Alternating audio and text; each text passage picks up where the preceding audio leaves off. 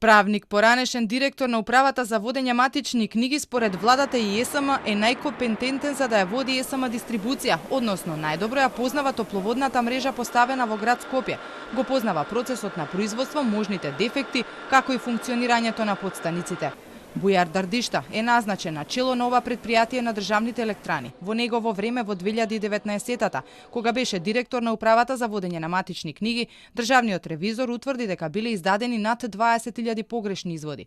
Иако се обидовме да добиеме одговор од Дардишта дали тој како правник ќе може да се носи со тежината на ова предпријатие, не добивме.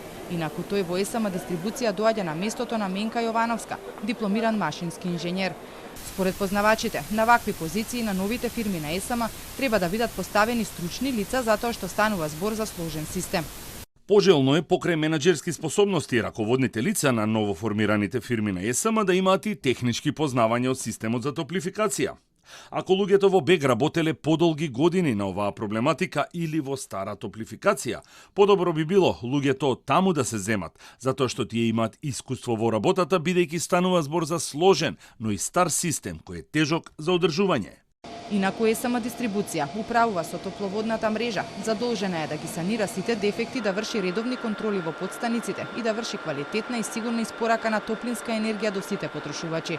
Од ЕСМ пак тврдат дека тие преку огласи вработиле стручен кадар во минимален број потребен за добивање на лиценците. Велат дека тоа се вработени кои досега работеле во БЕК, предходно во топлификација.